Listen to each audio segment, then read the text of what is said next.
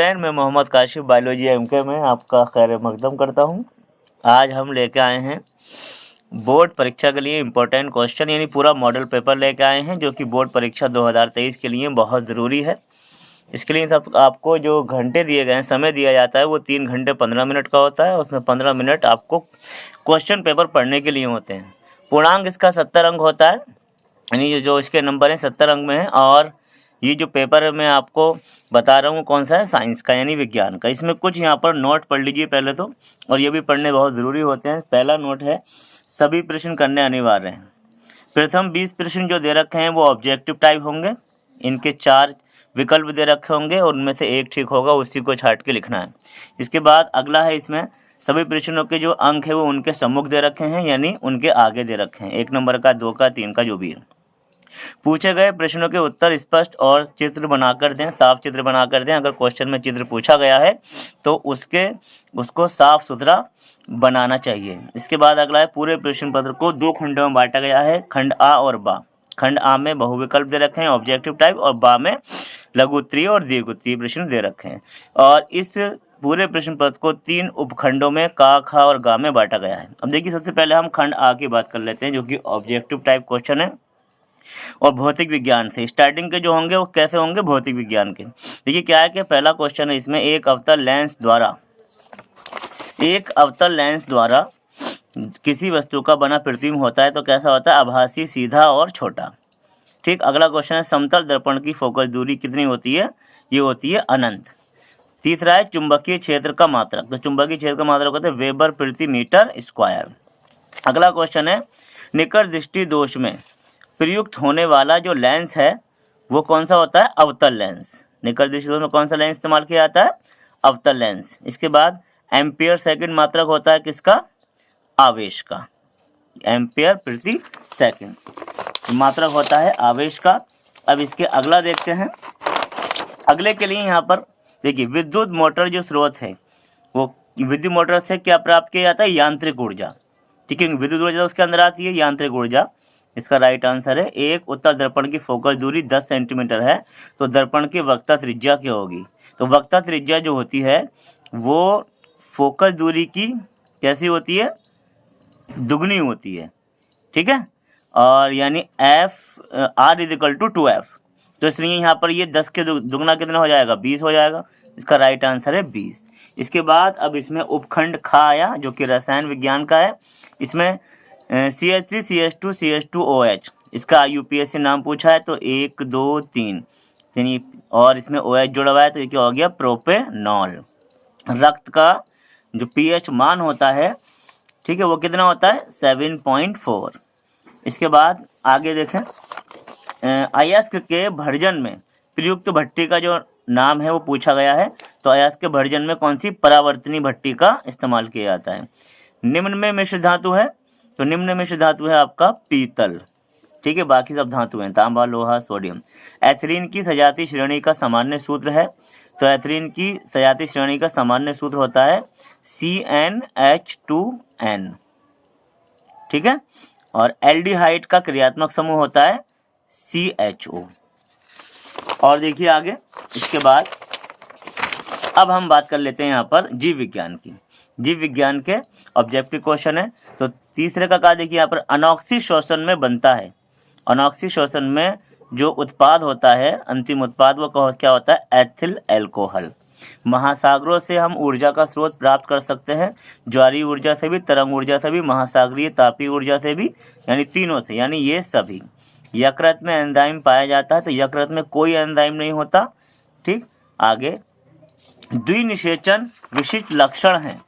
तो द्विनिषेचन जो होता है, डबल फर्टिलाइजेशन, वो विशिष्ट लक्षण होता है आवृत बीजी पौधों का। ठीक है, बाएं आलिंद में रुधिर होता है, तो बाएं आलिंद में हमेशा कैसा रुधिर होता है, शुद्ध रुधिर होता है। मुकुलन पाया जाता है, मुकुलन पाया जाता है प्लेनेरिया में भी, हाइड्रा में भी, लेशमानिया में भी, यानी इन सभी में। इसका राइट आंसर। जैविक घटकों में आते हैं, जैविक घटक में उत्पादक, उपभोक्ता और अपघटक तीनों आते हैं जैविक उपघटक में। तो आपके ये ऑब्जेक्टिव टाइप क्वेश्चन पूरे हो चुके हैं। इसके बाद अब हम आपको खंड ब में लघु उत्तरीय प्रश्न भौतिक विज्ञान के, रसायन विज्ञान के और जीव विज्ञान के और इनके लघु उत्तरीय प्रश्न हम हल भी कराएंगे। जैसे कि यहाँ पहला दे रखा है दूरदृष्टि दोष क्या है, इसे मूल कारण व इसके मूल कारण और निवारण के लिए किस लेंस का इस्तेमाल किया जाता है।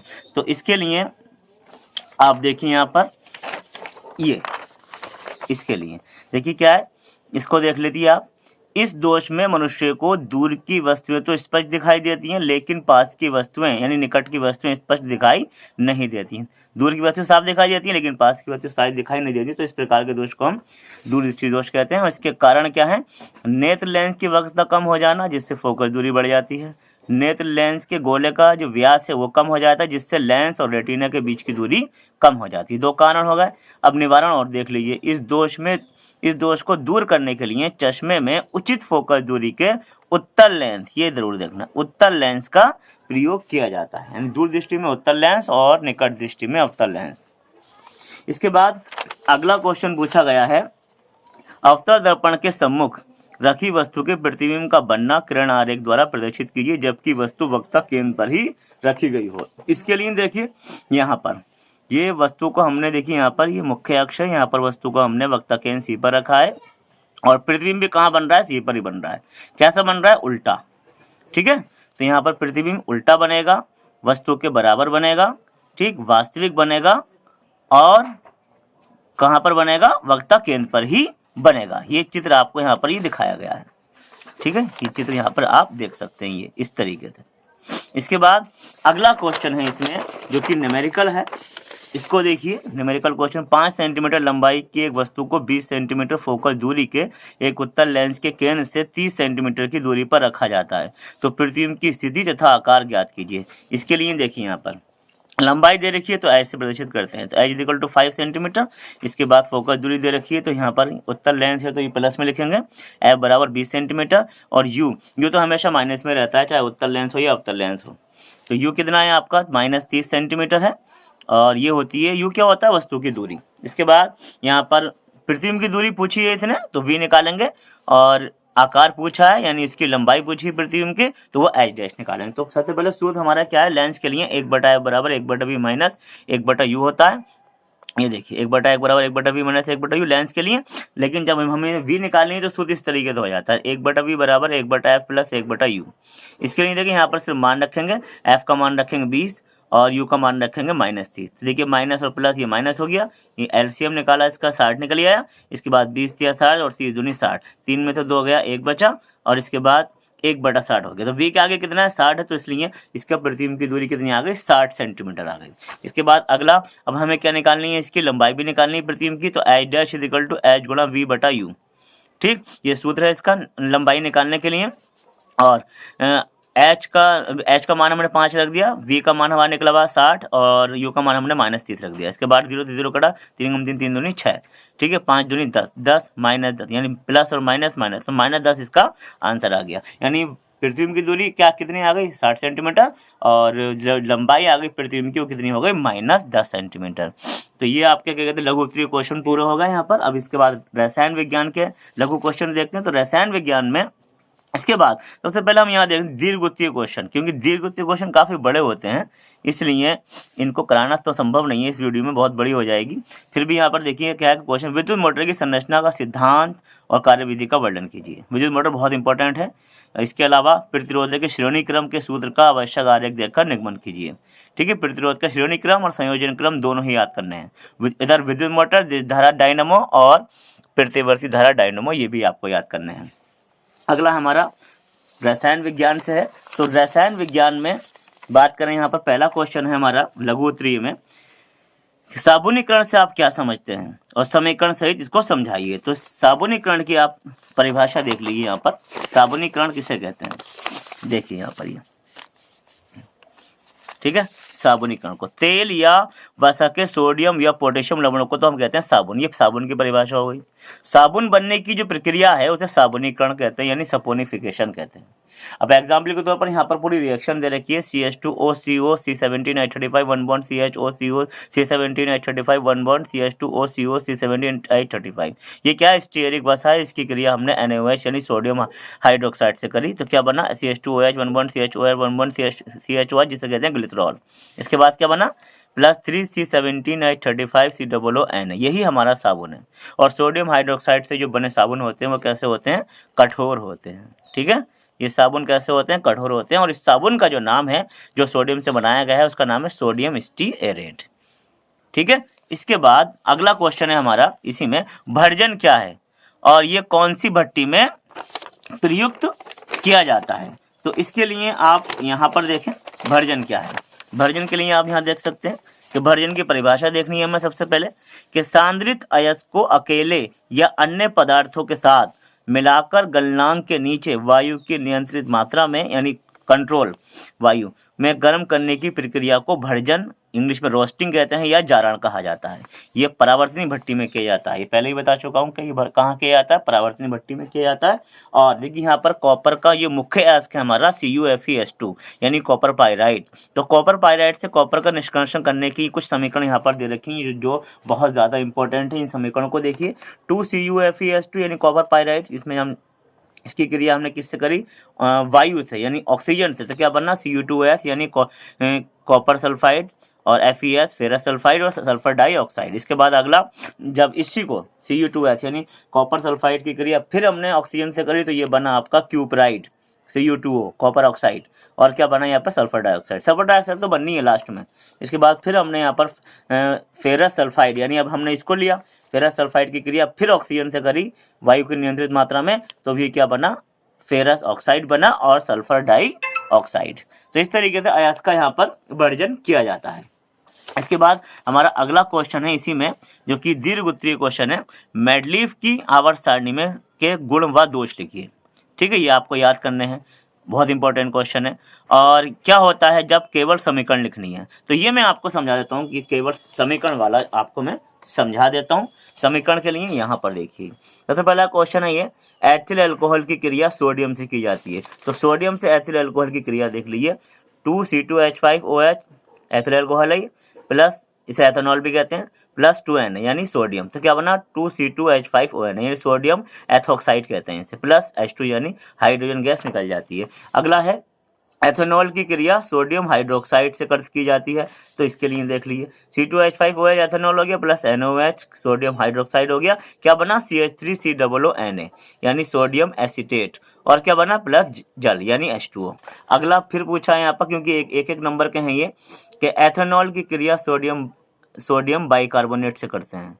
तो सोडियम बाइकार्बोनेट से करते हैं, तो इसके लिए यहाँ पर देख लेंगे C2H5OH हो गया, प्लस NaHCO3, ये सोडियम बाइकार्बोनेट है, यह सोडियम हाइड्रोजन कार्बोनेट भी इसे कहा जाता है। तो इसके क्या बना, CH3COONA यानी वही सोडियम एसीटेट बना, plus carbon dioxide plus H2O।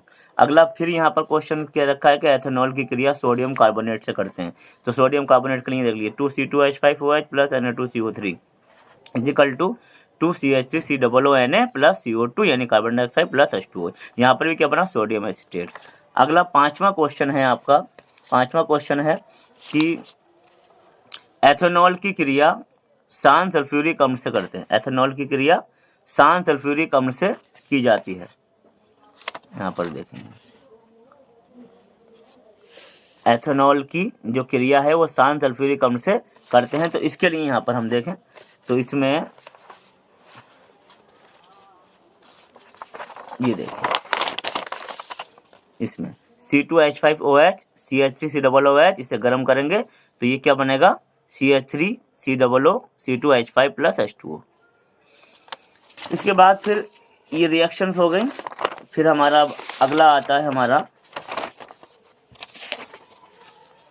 जिसे हम कहते हैं जीव विज्ञान। जीव विज्ञान को देखिए, जीव विज्ञान के लिए देखिए एलील या एलिलोमार्फ क्या है। तो इसके लिए हम बात कर लेते हैं ये एलील और एलिलोमार्फ। देखिए एलील क्या है, पौधे के एक जोड़ी विरोधी लक्षणों को एलील या एलिलोमार्फ कहते हैं। ठीक है, और इसके उदाहरण क्या है, देखिए जैसे पुष्प का रंग लाल और सफ़ेद, एक जोड़ी विरोधी हो गया, बीज का आकार गोल व झुर्रीदार, ये हो गया एक जोड़ी विरोधी, पौधे का आकार लंबापन और बौनापन, यानी एक जोड़ी विरोधी लक्षणों को ही क्या कहा जाता है, एलील या एलिलोमार्फ कहा जाता है। अगला क्वेश्चन है पारितंत्र क्या है, इसके प्रमुख घटकों के नाम लिखिए। तो पारितंत्र के लिए आप देख लें, यहाँ पर पारितंत्र की बात करें तो पारितंत्र के लिए यहाँ देखें, जीवों तथा उनके पर्यावरण में परस्पर संबंधों के क्रियात्मक तंत्र को पारितंत्र कहते हैं, यानी इकोसिस्टम कहते हैं। इकोसिस्टम की जो खोज की थी वो रैटर ने की थी, ठीक है। किसने की थी? रैटर ने की थी। उदाहरण के लिए तालाब पारितंत्र, वन पारितंत्र और खेत पारितंत्र। तो तालाब पारितंत्र और वन पारितंत्र तो प्राकृतिक हो गया, और खेत पारितंत्र ये कृत्रिम है, कृत्रिम पारितंत्र। अब इसके घटक कौन कौन से? इसके दो घटक होते हैं, जैविक घटक और अजैविक घटक। तो जैविक घटक में कौन कौन से आते हैं? उत्पादक, उपभोक्ता और अपघटक। और उत्पादक में सब क्या आएंगे? सभी हरे पेड़ पौधे आएंगे। और इसमें प्राथमिक उपभोक्ता में जैसे कि गाय, भैंस, और द्वितीयक उपभोक्ता में यानी छोटे शाकाहारी जीव आ जाएंगे इसमें, और छोटे मांसाहारी जीव आ जाएंगे, जैसे कि सांप है, मेंढक है, ठीक है, ये आ जाएंगे। और सर्वोच्च उपभोक्ता में मनुष्य आएगा और शेर और चील, ठीक है। इसके बाद अपघटक में आप देखिए, अपघटन करने वाले जो हैं वो आएंगे आपके कवक और जीवाणु, ये किस में आ जाएंगे? अपघटक में। अगला पॉइंट है हमारा अजैविक घटक। तो अजैविक घटक में कौन से आएंगे? जिनमें जीवन नहीं होता, जैसे तापमान, इसका भी असर पड़ता है, प्रकाश, आर्द्रता कहते हैं नमी को, ठीक, और वायु, ये इसके अजैविक घटक है। ये भी आंसर पूरा हो गया। इसके बाद हमारा अगला क्वेश्चन है, इसी में बायोलॉजी में अगला क्वेश्चन है, ऑक्सीशोषण तथा अनॉक्सीशोषण में अंतर लिखिए। तो ऑक्सीशोषण तथा अनॉक्सीशोषण में अंतर, इसके लिए आप यहाँ देखिए, यहाँ पर ऑक्सीशोषण और अनॉक्सीशोषण में अंतर के लिए पहला है, देखिए, ये O2 की उपस्थिति में होता है, यानी ऑक्सीजन की उपस्थिति में ये O2 की अनुपस्थिति में होता है, यानी ऑक्सीजन की जरूरत ही नहीं होती इसमें अंतिम उत्पाद जो होता है वो कार्बन डाइऑक्साइड और जल होता है, और इसमें अंतिम उत्पाद होता है कार्बन डाइऑक्स एथिल अल्कोहल C2H5OH। और इसमें 38 ATP अणु बनते हैं ऑक्सीशोषण में, और इसमें केवल 2 ATP अणु बनते हैं अनऑक्सीशोषण में। इसमें ऑक्सीशोषण में 673 किलो कैलोरी ऊर्जा निकलती है, और इसमें 27 किलो कैलोरी ऊर्जा निकलती है। ऑक्सीशोषण में जो एग्जाम्पल है वो मनुष्य, कुत्ता और शेर है, और अनॉक्सीशोषण के जो एग्जाम्पल हैं वो कवक और जीवाणु हैं। इसी तरीके से यहाँ पर जो आखिरी क्वेश्चन था हमारा, वो आखिरी क्वेश्चन था हमारा, ये देखिए, आखिरी क्वेश्चन में था रुधिर व लसिका में अंतर, यानी अथवा में, इसी के अथवा में रुधिर और लसिका में अंतर था। तो इसके लिए यहाँ इसको अथवा वाले को, वैसे अथवा में से तो एक ही करना होता है, लेकिन हम यहाँ पर देख लेते हैं फिर भी, रुधिर और लसिका में अंतर। देखिए, इसका रुधिर में इसका रंग लाल होता है हीमोग्लोबिन की वजह से, इसका रंग पीला या श्वेत होता है। इसमें न्यूट्रोफिल्स की संख्या अधिक होती है, और इसमें लिम्फोसाइट की संख्या अधिक होती है। इसमें क्या होता है? O2 तथा पोषक पदार्थ ज़्यादा मात्रा में पाए जाते हैं, और इसमें उत्सर्जी पदार्थ ज़्यादा मात्रा में पाए जाते हैं। प्रवाह द्विदिशीय व तीव्र होता है, यानी खून दिल में जाता है और फिर क्या कहते हैं जिस्म में आ जाता है, गंदा खून जाता है, साफ खून जाता है। और इसमें प्रवाह का जो दिशा है वो कैसी होती है? एक दिशी होती है और धीमी होती है। इसमें तीव्र होती है, इसमें धीमी होती है। और इसमें लास्ट पॉइंट देखिए, रुधिर में विलय प्लाज्मा प्रोटीन पाई जाती है, और इसमें अविलय प्लाज्मा प्रोटीन पाई जाती है।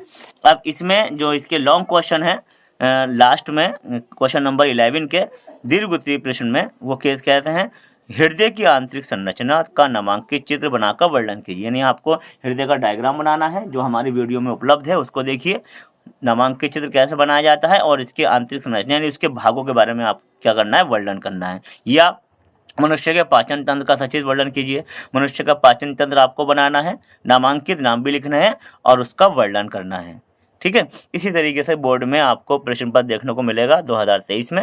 ये वीडियो आपको कैसी लगी? अच्छी लगी तो इसे लाइक कीजिए, शेयर कीजिए, और हमारे चैनल बायोलॉजी MK को सब्सक्राइब कीजिए। शुक्रिया।